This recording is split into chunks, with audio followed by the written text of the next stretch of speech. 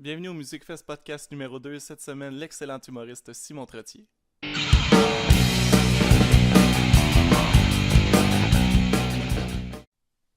Alors voilà, pour ceux et celles qui me regardent sur YouTube, vous avez pu voir mon chien moustache, ma gang de chanceux vous autres. Il y avait les moustaches rouges parce que hier, il a ouvert les poubelles et il a mangé toutes les restantes sauces de souvlaki qu'on avait.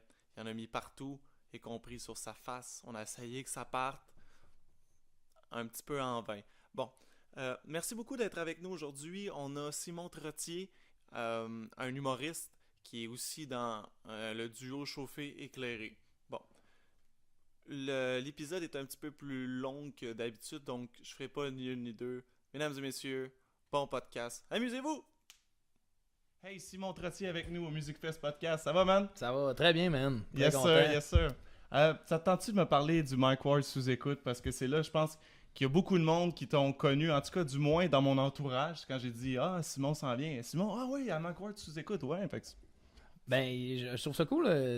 On espère bien que ça va nous apporter une belle visibilité parce que, tu sais, comme je te dis, ça pogne presque du 50 000 views, tu sais, sur YouTube. Fait que moi, je pense qu'on commence à être connu, mais du grand public, on l'est pas vraiment. Fait qu'il y en a peut-être sur 50 000, 40 000, tu sais, qui nous ont découvert pour vrai. Fait que ça a vraiment été cool que Mike nous invite. On a passé du bon temps. On s'était pas rien prévu, puis ça a bien déliré, puis ça sort bien. Fait qu'on est vraiment bien contents. Puis je pense que ça montre notre naturel, notre complicité, puis notre façon d'être en général. Puis au bout de la ligne, ben, si ça peut nous apporter des gigs, des entrevues, puis une reconnaissance, ben pourquoi pas, tu sais. Le monde a vu que tu étais capable de raconter des histoires comme un malade. Pour de vrai, tu sais, t'es probablement le meilleur raconteur que je connais. Toi, ça va de même. Une anecdote devient comme un livre au complet avec... Ah ben j'aime bien ça aussi, effectivement, compter des affaires. Fait que c'est sûr que moi, la formule podcast assis, pas c'est convivial, il n'y a pas vraiment grand chose de seté, effectivement, je suis dans mes chaussettes avec ça. Là. C'est pour ça qu'avec toi, j'ai pas préparé de feuilles. Je me suis dit, avec toi, on va juste jaser, puis ça va y aller par là. Ben ouais, de toute façon, tu prépares des feuilles. Tu te connais, là, c'est ça, il fait gars, je prépare pas de feuilles avec toi. D'habitude, je prépare des feuilles tout le temps. Il doit dire ça à tout le monde hors d'onde, mais avec toi, j'ai pas préparé de feuilles. Fait que là, ici, on parle de musique. Bienvenue au Music Fest podcast. C'est quoi ton style de musique, toi, que tu écoutes chez vous ou que tu vas voir en show en général? Je suis bien gros. La première musique, je pense que je suis un métalleux de base. En partant, ça a été la première musique, on dirait, qui m'a accroché solidement là, au bout de la ligne, parce qu'en me disant que ça peut être une musique alternative, je me disais, il peut se faire ce genre de musique-là, ce qui nous est pas nécessairement proposé d'emblée à la radio. Puis je me suis reconnu là-dedans dans une agressivité qu'on peut sortir, d'une manière qui était... Moi, ça m'a comme canalisé, au lieu de... Moi, c'était le contraire, ça me rendait pas violent. Quand j'avais une mauvaise journée, je me mettais du gros métal. On dirait que ça sortait ça de moi, Fait que c'est sûr que le métal, c'est encore aujourd'hui, le rock, le métal, c'est encore mon style, je dirais, principal. Mais aujourd'hui, je fais plus tant attention à ça. Là. Je suis vraiment un gros fan de musique de paroles, là, de grands chansonniers français.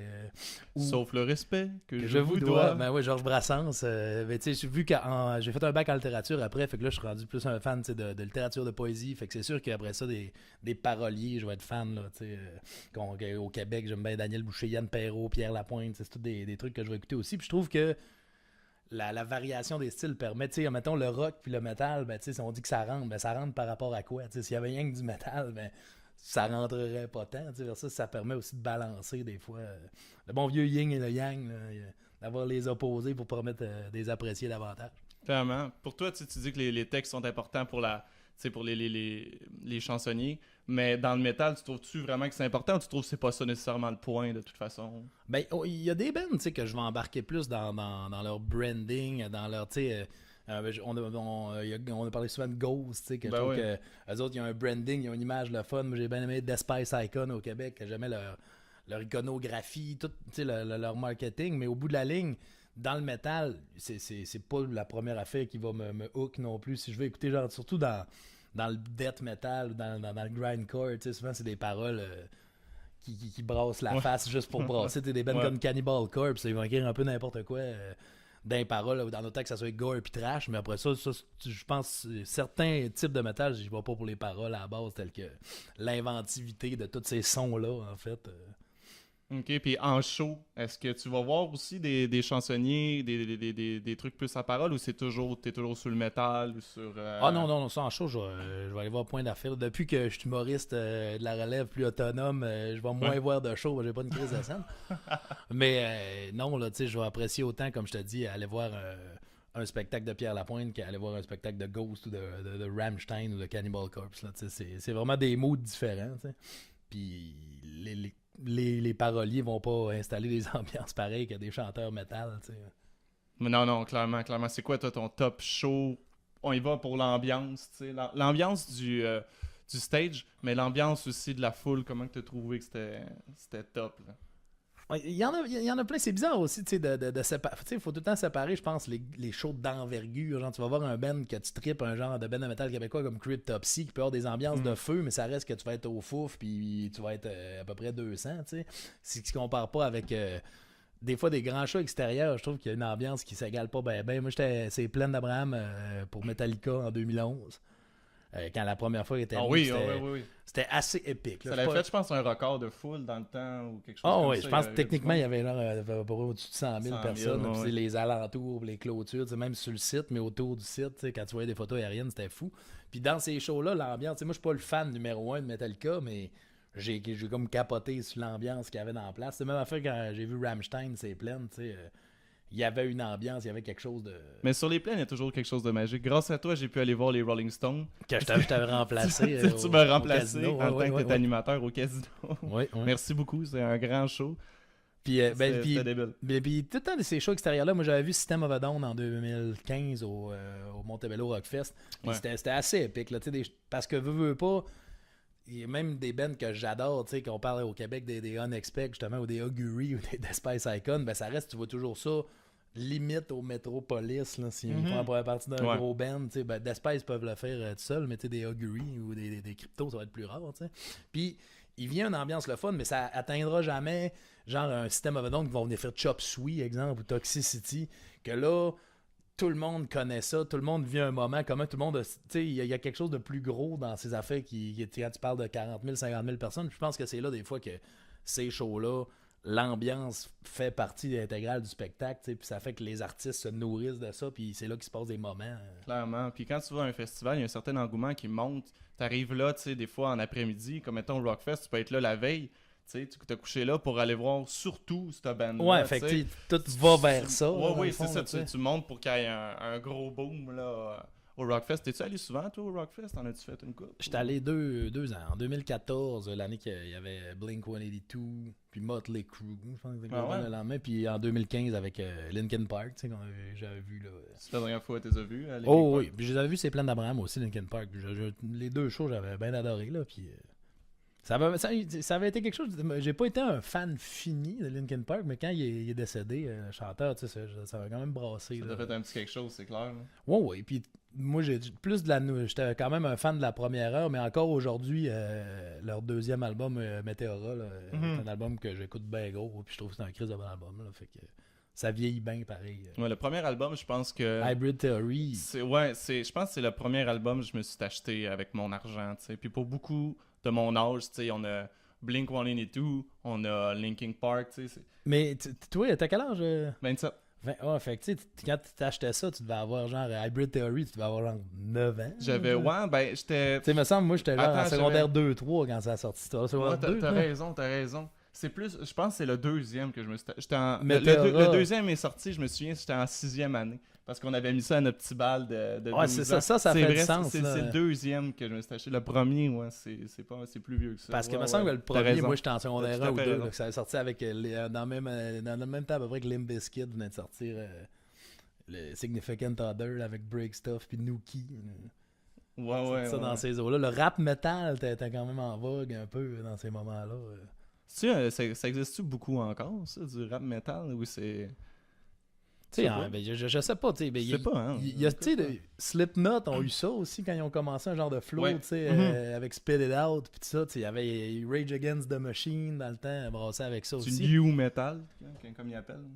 Mais moi, j'ai jamais le temps non plus accroché sur, c'est-tu du new metal, c'est-tu du viking metal, c'est-tu du death metal, à un moment donné, tu sais, si je ne l'écoute, En étant jeune, je trouve que ça a été ça au début. Moi, tu sais, j'ai dit que le métal, ça a été la première affaire qui m'a accroché fort. Moi, j'avais une gang de chums, tu sais, l'époque que tu te cherches, là, t'as 12, 13, 14 ans, puis mes chums écoutaient plus du punk, tu sais.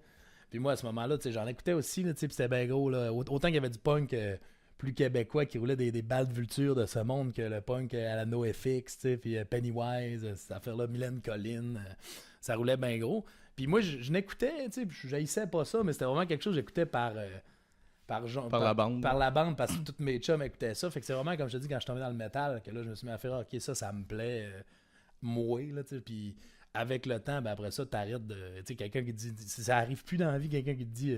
Hey, ça, c'est mon band préféré. Ah non, c'est la crise de merde, ce band-là. Ah, t'as raison, mais arrêtez de m'écouter. Tu sais, on écoute les affaires pour nous autres un moment donné, puis c'est pas bien grave. Les gens écoutent ce qu'ils veulent, tu sais. Puis fait que c'est pour ça que le new metal, t'as nommé ça, c'est comme l'enfant terrible du métal. Des fois, tu sais, les puristes, là, le new metal, c'est la pire affaire qui est jamais arrivée. Les puristes dans le métal, je trouve, c'est les pires. Ouais, c'est dur. C'est fou, gars. On vient d'annoncer là, le Heavy Montreal, ça va être quoi le... Ouais. Ça va être quoi le line-up? Puis j'ai jamais vu autant de haine de donner. Ouais, tu sais, puis... barouette.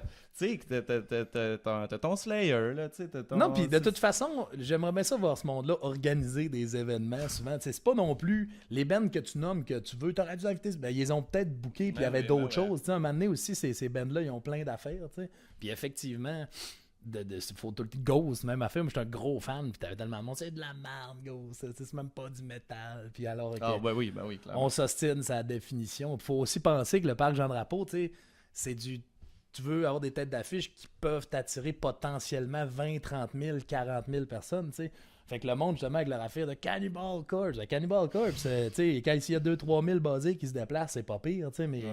Fait que c'est sûr que quand il arrive, exemple, moi, je suis pas un fan de Disturbed ou de Evanescence, tu sais, ou des trucs comme ça, mais je comprends un booker dans l'effet Evanescence. Vas-tu avoir du monde qui va venir voir ça? Oui, tu sais, maintenant, ta job, c'est pas de booker ce que t'aimes à cet égard-là, faut que tu y penses aussi. Il y a des gens qui vont se déplacer voir Evanescence, puis le gars, dans le fin fond de son affaire, qui est comme, moi, je veux Anthrax. Ben, ok, Evanescence va attirer plus de monde quand même. Mais Anthrax va être là. J'avoue, tu sais. Fait que, tu sais, moi, ça me fait rire aussi, puis tout le monde y trouve son compte, surtout, faut pas oublier que si t'es un fan de métal, tu vas au Heavy Montreal, c'est une ambiance que t'es censé aimer, tu sais, puis... faut que tu embarques un peu dans le beat. Il y a toutes sortes d'affaires. Puis dans le métal, effectivement, on parlait des puristes, mais tu sais, le new metal, c'est de la merde. Le power metal, c'est de la merde. Il y a toutes sortes d'affaires, mais autant qu'il y a des fans de heavy, de glam, de power, qu'eux autres, ils embarquent pas pantoute dans le death, dans le brutal, dans le grind, tu sais. Fait que, maintenant, il faut aller voir la camaraderie là-dedans plutôt que. Puis ça va te faire découvrir des trucs souvent aussi, tu sais. Tu vas voir un band que t'aimes, mais moi, je suis pas. Surtout quand tu payes ces genres de billets-là, une centaine de piastres, tu t'arrives pas pour le band que t'aimes à 9h, là, tant qu'à ça, tu te pointes puis tu découvres des trucs.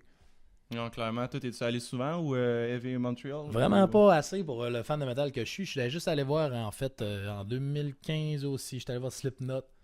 Quand il était venu, il y avait eu Lamb of God en première partie. Within Temptation. J'avais vu une couple d'affaires. The Ramones avec Andrew WK. C'était pas... moi, je suis pas un fan. Je suis pas si nostalgique que ça dans la vie. Mais là, cette année, avec Ghost, tu vas être là, on va te voir.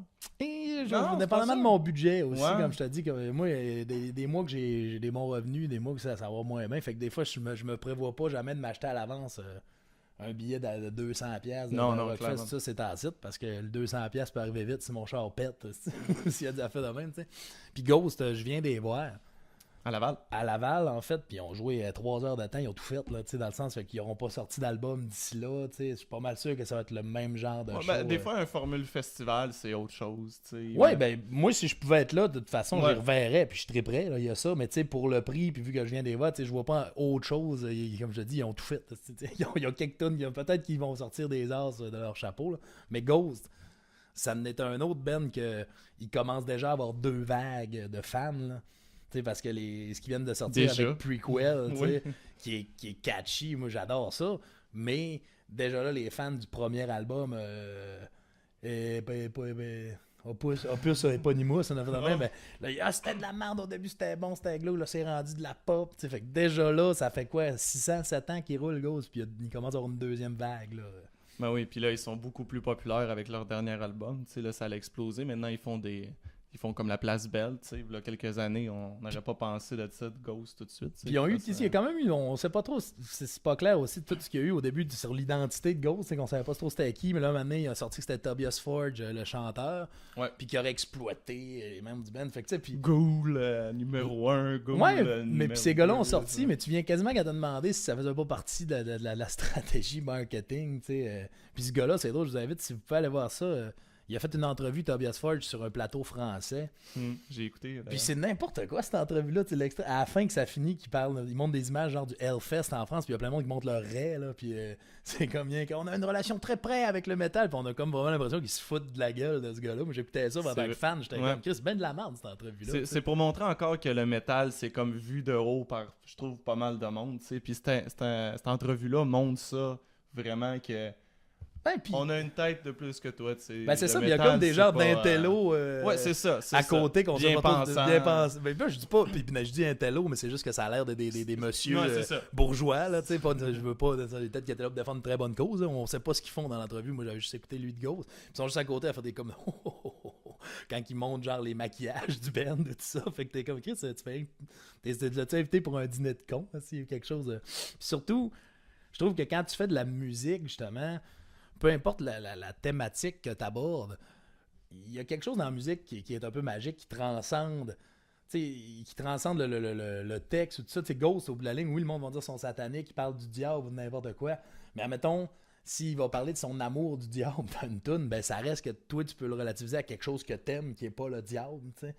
Mais je trouve que... Comme une peinture, un peu, tu le vois comme... Toi, tu le vois. Ben, un peu, parce qu'au bout de la ligne, Ghost, il parle il parle au bout de la ligne de worshipping, il parle il parle d'amour, il parle de fidélité, il parle de culte, il parle de trucs. Tu peux, après ça, au bout de la ligne, dépasser la thématique du diable, puis il y a une émotivité qui est là-dedans quand même. Puis je trouvais que dans cette entrevue-là, c'était comme rien que ça. Vous faites des petites merdes qui parlent de diable, puis avec vos guitares électriques. Là, puis...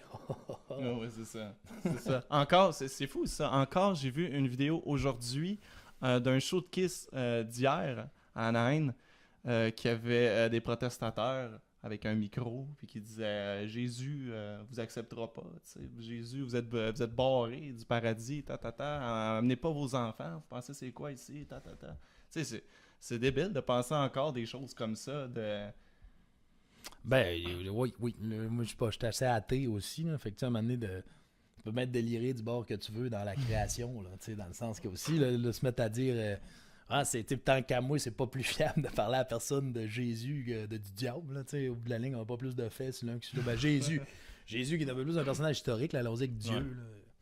Jésus de Nazareth. Ça. On va pas se mettre à nier. C'est pas ça qu'on fait. On est venu nier l'existence de Jésus de Nazareth. Non, clairement. C'est quoi qui se passe?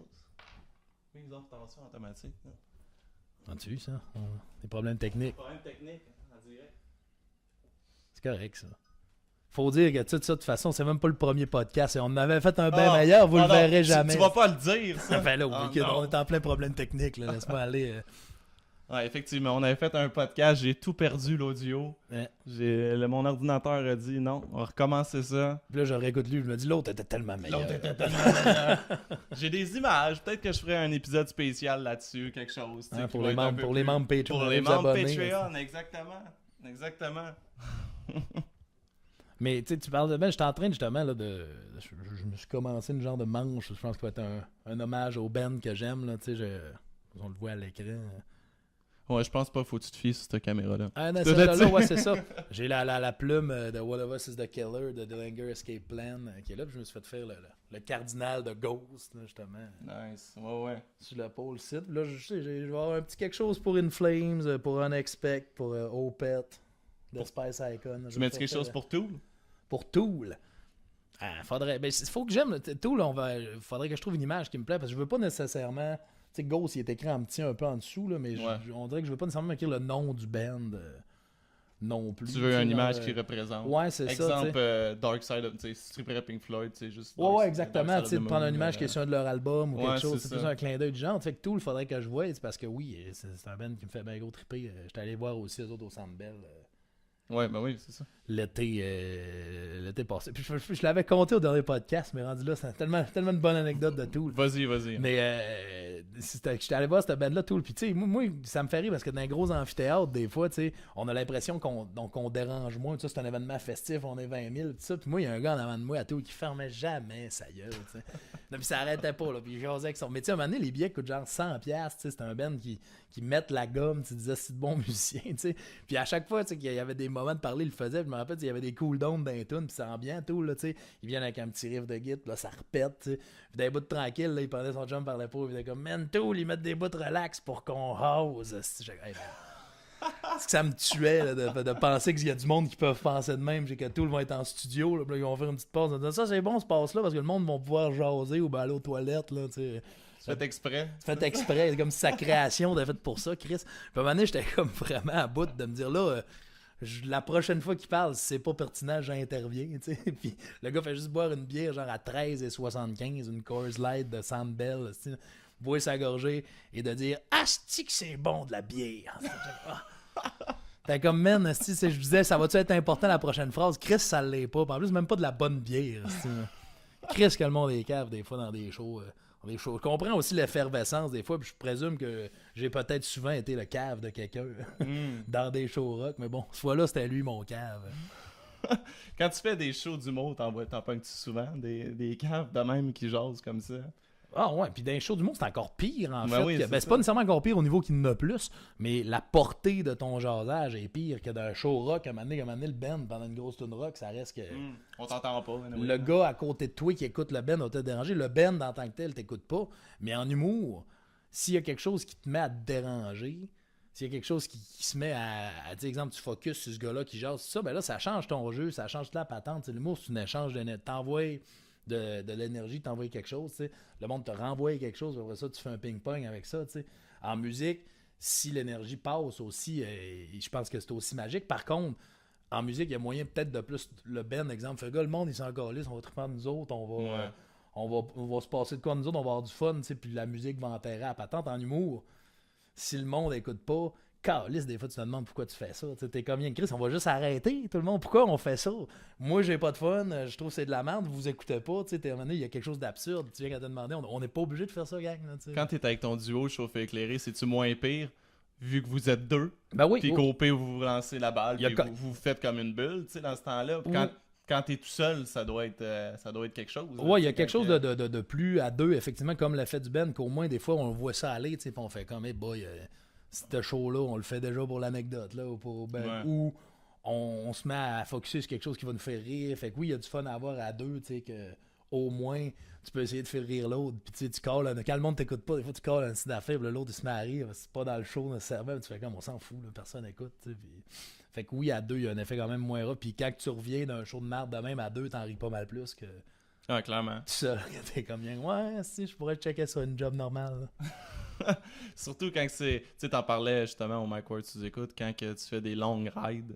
Ça doit être encore pire. Tu sais, tu fais des 2 heures de route, mettons. Toi, tu fais beaucoup de route, là, je sais. Tu fais beaucoup de shows dans ton coin. Je me promène, je vais au Lac-Saint-Jean, à Québec, au Saguenay. Ouais, c'est ça. Fait que quand tu reviens de là puis que ça n'a pas bien été un show, ça doit être long, la ride, tu sais, à dire tabarouette, ouais. Oh, non, c'est ça. Mais moi, en plus, puis, et en duo, tu sais, dans mon show d'anecdote, moi, j'ai quand même...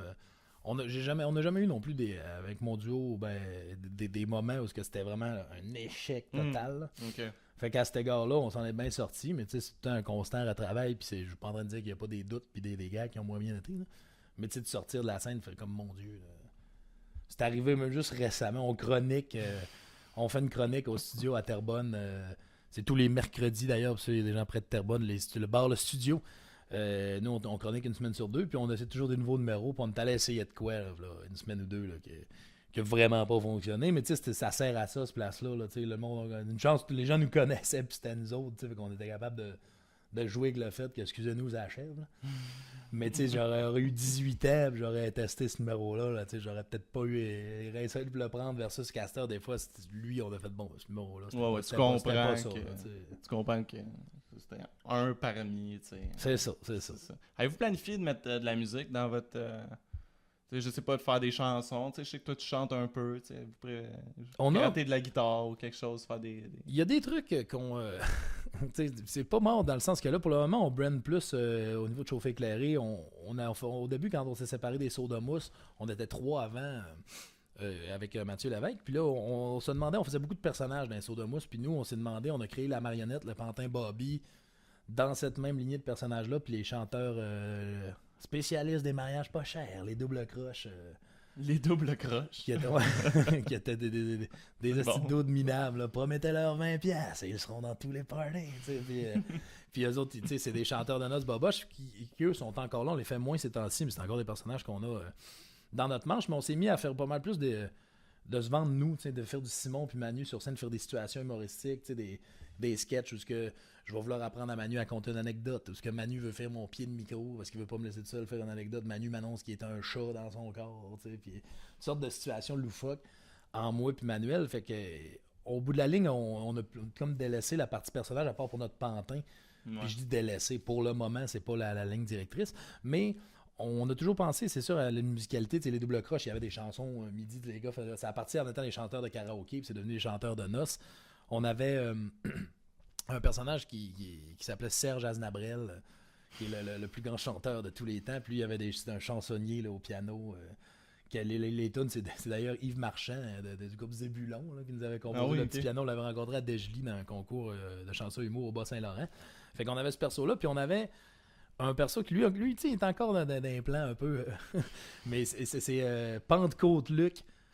Pentecôte-Luc et ses brebis, tu sais, dans le fond, mais c'est ses brebis, le genre, c'est comme un t-shirt de Ben, puis c'est ses brebis, mais le c'est il est barré, puis il y a un sale, parce qu'il en a trouvé une pour être dans son Ben, là.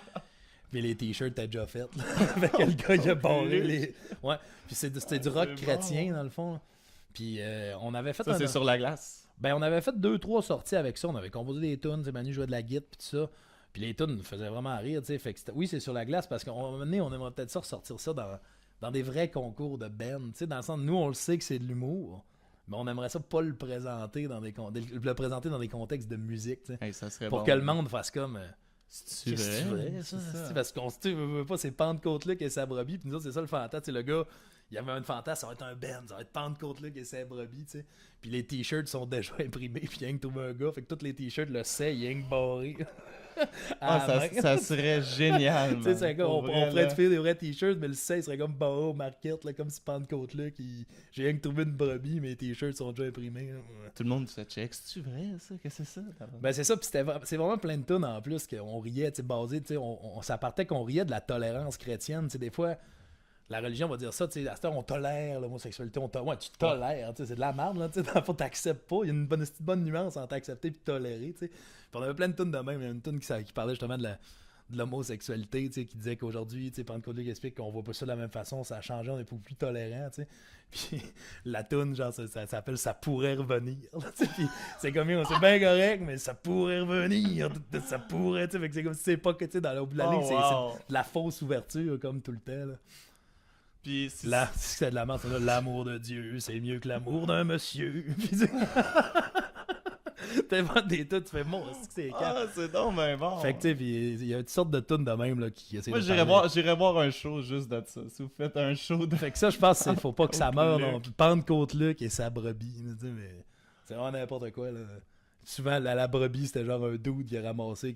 Souvent, le petit pattern d'un ex-toxicomane qui s'est trop pété, ben, il a tout arrêté parce qu'il a rencontré Jésus. Puis là, il suit Pentecôte-Luc. Puis faire de la musique, mais sans personnage, ça, vous voyez pas ça. Ça prend vraiment comme un contexte, un personnage, quelque chose de loufoque un peu, quelque chose d'absurde. Ouais, là, se faire un band, moi et Manu, ça, je pense, non, ça, on n'a jamais pensé à cette option-là. De manière sérieuse. Moi, j'ai fait un bac en littérature à l'Université Laval, puis j'avais des cours en création de chansons québécoises, d'écriture de chansons.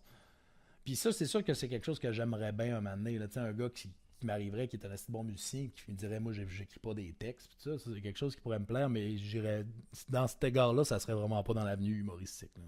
Là. OK.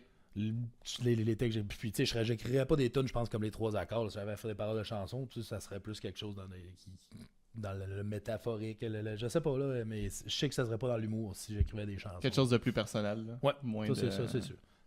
Puis j'écris, tu sais, j'étais en train d'écrire un roman présentement, puis c'est ça un peu que j'essaie de tasser, tu sais, que c'est mon réflexe de faire rire à tout prix, tu sais, je veux écrire un peu de la littérature, fait que j'essaie de me détacher aussi de essayer de faire des jokes, tu sais, là-dedans, fait que je pense que le côté chanson, le côté écriture à cet égard-là, pour la chanson, pour le roman, je pense que j'ai toute une autre plume que écrire des jokes là, à cet égard-là.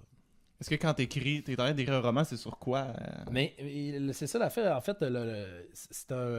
c'est sur le milieu de l'humour, c'est l'histoire, parce que j'ai longtemps réfléchi. J'avais commencé une maîtrise en littérature, j'avais commencé un projet de recueil de nouvelles que j'ai abandonné, que je mettais pas assez de temps régulier dessus, puis à chaque fois que j'y revenais, je modifiais, fait que je passais comme mon temps à travailler l'introduction de tout ça, tu sais. Puis quand il est venu là, avec la trentaine, je me suis dit là, c'est le temps que j'écrive un roman, ça fait longtemps que j'y pense. Puis je voulais partir de quelque chose qui était proche de moi aussi. Ben, exemple, si j'écris un roman sur mon personnage, c'est un médecin, tu sais, à l'urgence, ben, ça demande quand même une recherche assez intense pour que ça soit pertinent. Là, moi, je suis pas médecin, fait que pour que ce que je dise, puis que. Ben, fait que je me suis dit, pour un premier roman, je voulais partir de quelque chose que je connais, donc le milieu de l'humour. Fait que c'est l'histoire d'un humoriste qui se lève le matin de sa première médiatique. Tu le suis dans sa tête comme tout le long de la journée avant son show. Mais je voulais aller dans la fiction aussi, parce que c'est pas un essai sur le milieu de l'humour d'un autre côté. Fait que je voulais aussi pouvoir dire plein de trucs d'un milieu que je connais, pour comme ça va être quand même pertinent. Mais je voulais pas non plus dire quelqu'un qui dit ouais, c'est pas de même, ça marche dans la vie, ben ça reste un roman, là, dans le sens qu'il n'y a pas. Ouais, t'inventes quand même une histoire. Ouais, c'est ça. Mais sur ce que tu connais. Ben, ça me permet après ça de lancer un peu mon point de vue pareil sur le milieu de la production, de l'autoproduction au Québec, la façon, l'humour dans les coulisses. Je trouve qu'il n'y a pas eu vraiment de roman au Québec qui parle du milieu de l'humour, techniquement. Puis, clairement, c'est vrai. Mais là, à ce stade, je suis déjà en train de penser à quelque chose. Le prochain que je vais aller, ça sera pas nécessairement rien qu'un personnage. J'aimerais ça que c'est genre un roman choral qu'on appelle, genre que tu suis plein de monde, puis à chaque paragraphe, là, tu changes de personnage, puis tu reviens souvent à lui. J'aimerais ça faire quelque chose à propos de Woodstock en Beauce. Ça fait longtemps que je pense. Là, ah ouais? Un roman qui se passe, tu suis pas un perso en particulier. Exemple, tu suis 8 persos via leur fin de semaine à Woodstock en Beauce, mais ils ont pas la même histoire, t'sais. Il y en a un qui c'est la première fois de sa vie qui prend de la dope, il est nerveux. Il y en a un qui c'est le vieux pété. Il y en a un que c'est le gars que sa blonde, elle aime pas trop ça, qui se fait à Woodstock. Il y en a un, de faire plein de profils. C'est intéressant au bout, ça. J'achèterais cet album-là, ce livre-là. C'est vraiment cool. Ça, tu te bases-tu sur. Parce que t'es allé, j'imagine, à Woodstock en Beauce. Ben ouais. Mais lui, je commence à passer à ça. Ça, c'est pas tout écrit. Lui de Woodstock, je me dis, mais tu veux pas, c'est ça que ça fait là. J'en ai commencé un, puis j'ai déjà une idée après, via l'écriture de lui. T'es rendu où dans celui-là de l'humour, le premier? Là? Oh, je dois avoir peut-être, je sais pas, là, 95 pages d'écrit. Est-ce que tu sais déjà tout ça va être quoi pas tant. À la fin ou tu y vas Non, je me suis pas. Puis il y a ça aussi. Là, pour le moment, j'ai pas retravaillé. Je veux, comme je te dis, dans les erreurs que j'ai faites dans un ou deux autres projets que j'ai essayé de concrétiser en littérature, ben j'avais écrit. Je revenais trop sur. Avant de finir ma V1, je recommençais, je repassais le début, là, je changeais ma année. Là, je veux finir ma V1 avant de repasser dessus pour arrêter de changer les affaires qui est au bout de la ligne. Après, je vais pouvoir voir si le ton est cohérent. Il y a des affaires qui vont se modifier, mais je ne vais pas le modifier tant que j'ai pas fini ma V1. Puis après, je sais pas c'est quoi les visées de ça. C'est ça, j'aimerais ça le faire publier. Puis, mais ça m'amène vers d'autres projets. Puis ça me fait découvrir une discipline, d'autres choses que je connaissais moins. Clairement, ça t'aide-tu quand tu écris ton roman? Est-ce que tu penses à des trucs drôles, tu sais, puis tu te dis, ça va être bon pour mon show, ça, ou quelque chose? Ou t'es vraiment dans un mood où ce que l'humour rentre pas, tu sais, c'est vraiment... Non, l'humour rentre... En fait, l'humour a tout. Je parle dans l'écriture, là, tu sais. Je pense que la création, en général, que tu crées, tu sais, que ce soit dans peu importe la sphère, ben ça peut générer d'autres créations. La création aide la création, peu importe le domaine. Par contre... quand je crée, au contraire, j'essaie des fois de me ralentir. Des fois, je vais relire après ou je vais repasser. Je relis souvent juste ce que j'ai écrit là, en finissant. Ok, je viens d'écrire ça. Puis des fois, je fais comment ça? Ça se voit que je veux mettre une joke. Puis là, ça, dans ma littérature, j'aime pas ça. T'sais. Ouais. Des fois, je vais faire ça. Chris, si je viens de parler d'un petit passage, exemple, que le gars est en train de rencontrer une fille, puis il se demande s'il est en amour, puis il y a des réflexions sur l'amour, genre. Puis là, après ça, je vais faire genre une comparaison avec un pet sauce. Puis je vais faire, non, c'est une merde, c'est pas là, c'est le côté humoriste en moi qui vient de rentrer. C'est ça, je voulais savoir. C'est qu'il rentre des fois. Puis là, je me dis, non, ça paraît qu'on n'était pas là, puis ça paraît que j'ai voulu mettre une joke. Fait que, mais il y a des moments que la joke, elle vient en soi, tu ris dans le passage, puis je vais faire, ça me dérangera pas, t'sais. Mais des fois, je vais faire, tu ris pas dans ce passage-là, puis là, j'ai voulu. On dirait comme si, je peux avoir le réflexe de. Je suis tellement habitué de créer dans l'humour sans complexe que là, de me dire, c'est une partie plus personnelle, c'est quelque chose de plus touchant. Moi, désamorcer ça avec une joke, là, parce que ça s'en va dans le trop touchant, tout ça, alors qu'il faut pas que j'aie cette peur-là. Dans la littérature, c'est un tout autre projet, c'est d'autres choses. Tu y vas, c'est ça. Si la personne, justement. L'émotion. Puis je pense que quelqu'un peut vivre cette même affaire-là. La personne va être dans un moment que le personnage parle d'une fille qui est en train de rencontrer, puis là, ça te fait penser à tes propres rencontres, t'es dans un moment de confession, puis là, un moment donné, une joke de pet sauce que tu vas faire, c'est que ça colle, là. Ça peut créer la même affaire chez moi, c'est ça, tu sais. La personne n'aura pas nécessairement lu ce livre-là parce qu'elle suit Simon Trottier humoriste, parce que je veux quand même distinguer. Des fois, au contraire, il faut que je brique l'élan de la jokette. Ok, c'est cool. Fait qu'en ce moment, t'es vraiment dans un processus parce que t'écris ton show d'anecdotes que tu fais. Est-ce qu'il évolue, lui, aussi en même temps? Oh oui, Je l'ai vu, ça fait... Dans l'autobus? Ouais, dans l'autobus. Je l'ai vu dans l'autobus, tu faisais ça au Minifest, ouais, c'est toi qui organise ça. C'est moi et puis plein de mes chums, dont François Tousignan, on a Julien Durden, Catherine Thomas, Mélissa Tardy, Manu, on a plein de monde là-dedans. Mais tout ça pour dire qu'il va du 24 au 29 juin d'ailleurs cette année, vous irez voir ça, le Minifest, on va sortir le site et la programmation incessamment. Mais on parlait, mon show d'anecdotes, c'est ça, oui, il évolue dans le fond, je l'ai vraiment commencé, lui, ça fait peut-être 1 an et demi à peu près, puis je me suis lancé, j'ai toujours voulu faire ça, je veux pas écrire mes histoires, je savais les histoires, parce que je m'en allais avec ça, je me dis celle-là, j'y réfléchis, je m'enregistre, je les réécoute, mais je les tape pas sur un ordi, puis oui, il y en a quelques-unes qui ont cessé d'être à la table des matières parce que les gens choisissent ça. Je mets des histoires devant les gens, il y en a genre une 30, 20, 25, 30, dépendamment du show. Puis ils choisissent ce que je fais, fait que je les fais pas toutes, fait que les gens reviennent voir le show est jamais vraiment pareil. Mais oui, ça évolue, dans le sens. En tant que tel, il y a des histoires qui ont carrément débarqué, il y en a qui sont réapparues. Par contre, les histoires en tant que telles ont changé aussi. La force des faits, puis là, je me mets à sortir aussi dans les soirées d'humour, à aller faire des numéros, t'sais. Exemple, aller faire un 8 minutes, fait que là, je choisis cette histoire-là. Puis là, quand je vais dans les soirées d'humour, ça me force à essayer de les puncher, t'sais. Fait que oui, le spectacle en tant que tel, ceux qui l'ont vu dans le début, tu sais, ça fait presque 6 mois. Ouais. Il y a des anecdotes plus ferrées. Le spectacle évolue définitivement, je pense, il se polie un peu, là, tu sais. Puis je suis content parce que je l'ai fait peut-être à peu près 23-24 fois dans ces eaux-là, tu sais, entre 20 et 30 fois, là. Puis je trouve qu'il y a encore du peaufinage à faire, mais je le fais dans des contextes intimes. Il y a tout le temps, tu sais, je prends des salles qui me chargent rien. Souvent, je fais une contribution volontaire, je charge 10$. Puis ça me permet de faire des erreurs aussi. Puis ça, je l'apprécie en ce sens que de pas me barrer, de pas me mettre une grosse pression, puis de réaliser des choses que j'aurais peut-être pas réalisé si on m'avait juste dit fais-les pas, tu sais. Fais pas ça m'a, tu sais. Fait que le show, quand il va être vu, tu sais, je pense que je commence à être prêt à ce que quelqu'un pourrait dire hey, je vais venir voir ce show-là, tu sais, que ce soit un booker ou n'importe quoi, puis qu'il soit. S'il était venu à mes premiers shows, il aurait peut-être fait ouais, je vois ce que ça peut être, mais tu sais, c'est pas là, tu sais. Là, mais qu'il soit vu peut-être de plus de manière envergure, je vais avoir refait mes classes, tu sais, puis je vais avoir un produit pas mal plus peaufiné grâce à toutes ces expérimentations-là que j'ai pas eu peur de faire, tu sais. Pour vrai, si vous avez la chance d'aller voir son show, c'est excellent. Pour de vrai, c'est super drôle. Le pire, c'est que c'est. Tu sais, souvent les humoristes font c'est arrivé, puis tu sais, bon, arrête. Toi, je sais que c'est arrivé, là. Toutes tes histoires, c'est débile. Là. Ben, c'est ça. Mais c'est que t'as tellement une bonne façon de raconter que même une histoire qui peut être comme un peu banale devient. Ben, c'est ça, j'ai vu des fois aussi, parce qu'il y a des affaires, puis parce que dans mon show, c'est ça, tu sais, je pense que l'authenticité est là, tout le monde me le dit, tu sais, puis effectivement, de l'anecdote, tu peux pas l'inventer, ça va paraître. Puis des fois, ce qui peut arriver, puis qu'on peut voir dans le milieu à certains égards, c'est genre, exemple, ton meilleur chum, il vit une anecdote de la mort, mais c'est pas un conteur, rien. Fait que tu vas dire, gomen, je vais faire comme si c'était arrivé à moi. Ouais. Mais l'anecdote reste vraie quand même. Si l'anecdote part pas quelque chose de vrai, si personne écrit je vais écrire une anecdote qui est pas arrivée, moi, de m'inventer une. Personne ne fait ça parce que c'est la base de l'anecdote. Puis l'authenticité peut être là si c'est arrivé à quelqu'un d'autre que toi, mais tu te l'appropries avec son accord. Là, pas en train de faire un Gad Elmaleh, là. S'approprier les trucs avec l'accord de la personne qui t'offre l'anecdote. Ouais, c'est ça. Mais moi, j'ai du fun avec ça. Puis je pense que c'est ça. Au début, je me disais, as-tu besoin d'être rock'n'roll non plus? Mais non, avec le temps, je me rends compte que j'ai une façon de raconter le truc via la façon que je l'ai vécu qui passe dans le rire, puis que j'ai toujours ce côté raconteur-là.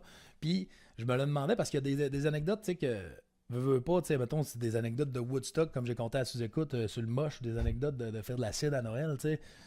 Il m'en arrive de moins en moins, on va le dire, rendu à 32, là, la partie moche, acide et rock'n'roll, elle a pas mal été plus florissante entre 17 et 23 ans que dans les 3-4 dernières années. Là. Ça doit. Hein? Ben oui, tu sais, puis c'est ça qui arrive quand même. Puis là, je me mettrais pas à me dire, faudrait que je refasse du moche qui arrive des bonnes anecdotes. On va me ramasser à l'épicerie à faire une crise d'angoisse, puis il arrivera rien de bon. Là. Après ton Mike Ward, tu écoutes, t'as-tu eu des propositions de monde? Non, on va-tu faire du moche? Parce Non, que t'en as parlé pas mal. Pas tant, tu sais, c'est ça. Oui, puis en plus, c'est tout le temps ça en plus, que je précise au monde. Des fois, t'en parles. Tu sais, une soirée de moche, des fois, ça va générer 4 histoires que t'as l'air d'avoir fait du moche 4 fois. Mais non, là, c'est toute la même lignée. Tu sais, c'est ça aussi. Là. Ouais.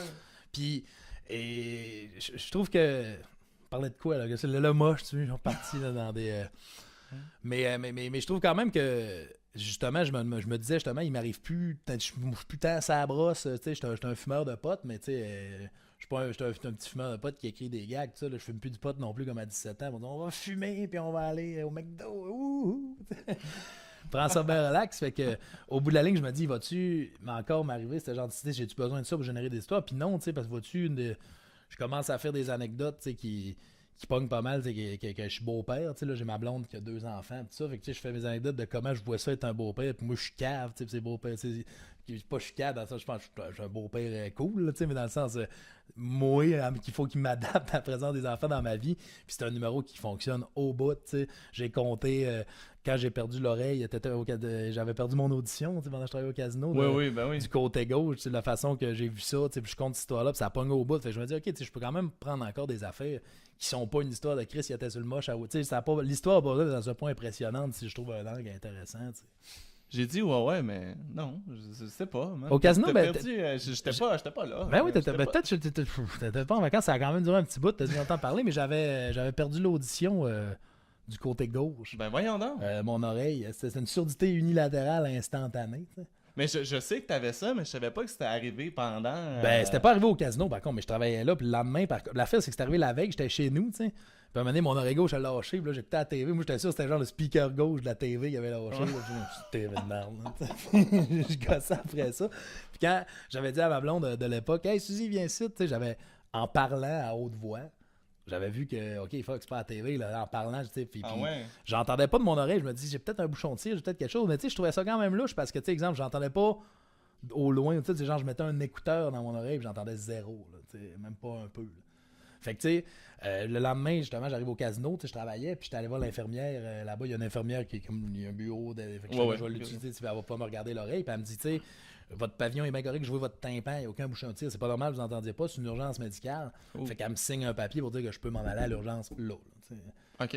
Fait que moi, j'étais parti le matin du casino, dans le temps qu'elle était ouverte de jour, la zone, dans le temps, quand j'arrivais à 10h30 le matin. Fait que j'étais parti. J'étais arrivé à l'urgence, puis là, je m'en vais là, puis elle me dit, tu sais, pour vrai, c'était assez long, il est midi, elle dit, vous verrez pas vraiment un médecin avant 4-5 heures, c'est sûr et certain, t'sais. Fait que moi, bonasse, je sors dehors, on fume un bat, hein, journée de congé. D'un coup que ça revient. Non, c'est ça, tu sais, puis je fume un bat, je remonte en bas, c'est genre au 3e étage de la clinique, fait que je monte les marches, puis quand j'arrive tout de suite dans sa tente, j'ai même pas le temps de masser, il m'appelle au triage, t'sais. Je vais au triage, je vois l'infirmière, puis ça, puis là, elle dit, OK, comment ça va, j'explique mon oreille, elle fait, c'est beau, je vais prendre juste vos signes vitaux, puis elle fait, monsieur.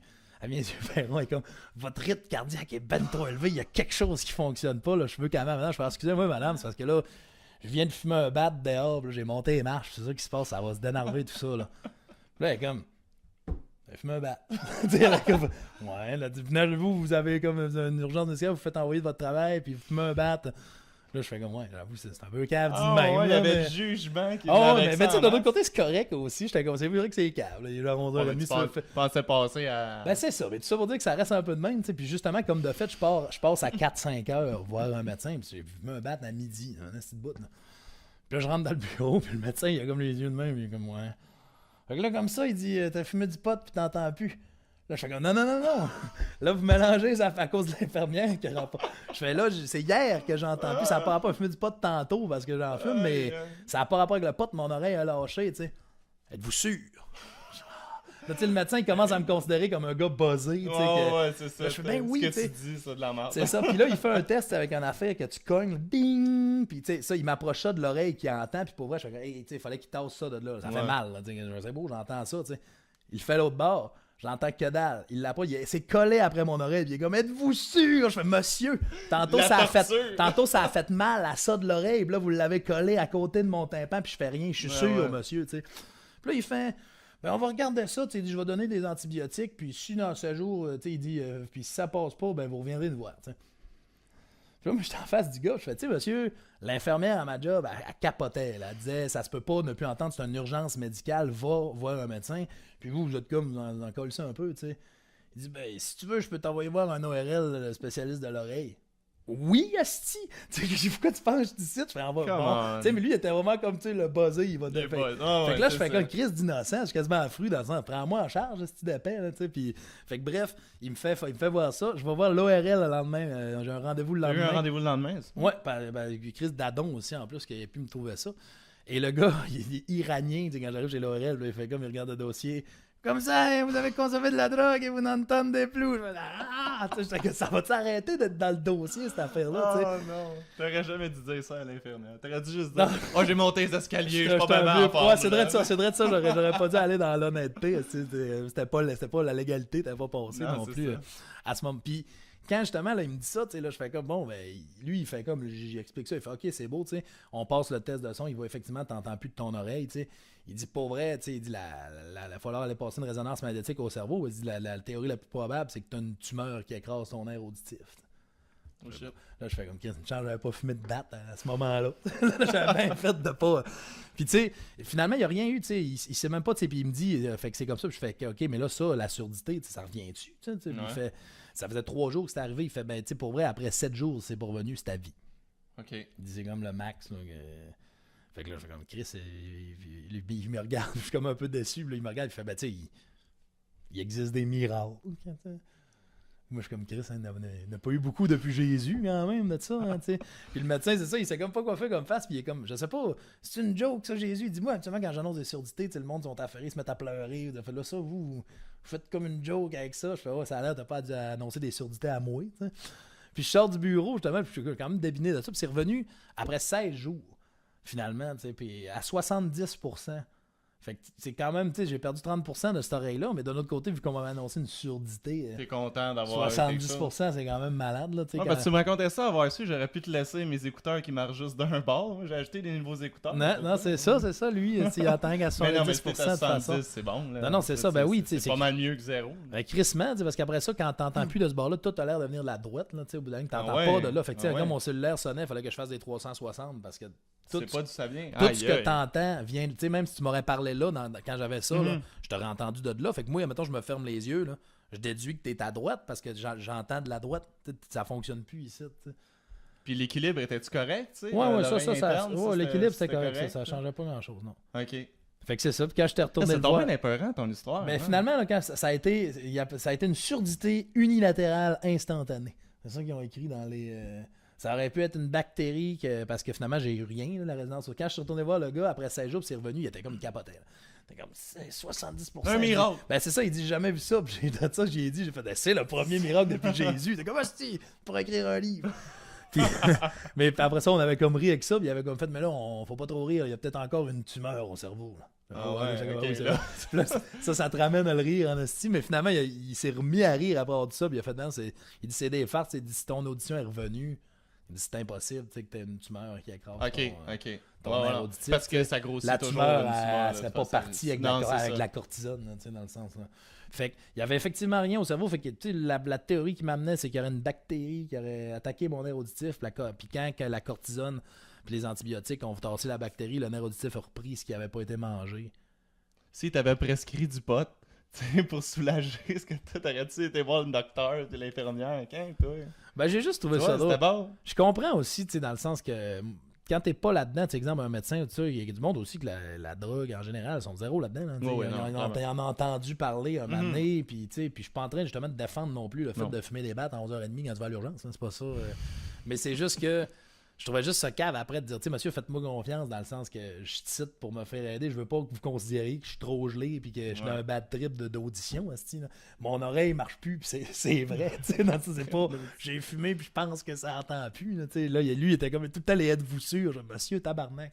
Puis le bat, en plus, on dirait qu'il parle comme ça, comme s'il n'avait vu souvent des gens battés qui étaient venus puis qui avaient perdu un bout d'oreille. C'est ça.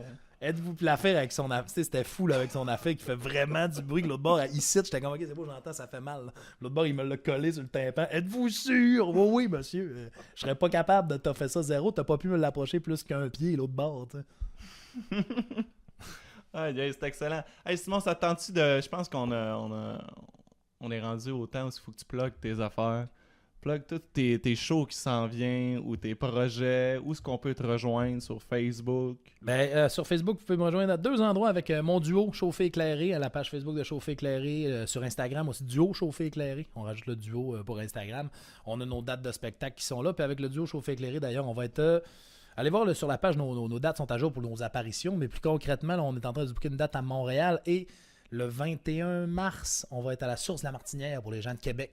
Et les billets sur lepointdevente.com, donc on peut aller acheter ça. Puis pour mon show solo, je vais être le 26 avril au Maisonneuve, le resto-bar Maisonneuve sur Sainte-4, dans Hochelag. Puis vous pouvez liker ma page justement pour les produits anecdotiques. C'est Simon Trottier, humoriste, sur Facebook. Donc, allez voir ça, je vais tout mettre ça de toute façon sur la page du Music Fest Podcast. Vous allez tout pouvoir ça, vous allez tout pouvoir suivre ça. Ça, c'est en ondes jeudi, ça, ce qui s'en vient. Là. Ben oui, c'est ça. Donc, oui, toutes ces dates-là sont toutes valides. Toutes tes dates sont valides. Là, non, il n'y a pas rien dans le fond. Là jeudi, on est mardi. Je ne peux pas plugger mon show de demain. Là, l'audio, a-tu marché? L'audio a l'air d'avoir marché. Ça, maintenant, c'est ça marche plus. Ça marche plus. Fait que ça va juste être sur la caméra ici. Moi qui me fiais à ça tout le long du montage. Tu regardais, non? Non, c'est ça. Simon, le meilleur raconteur que je connais, merci beaucoup. Ça fut un grand plaisir. Merci, Frank. Merci beaucoup. That's it. Correct, ça.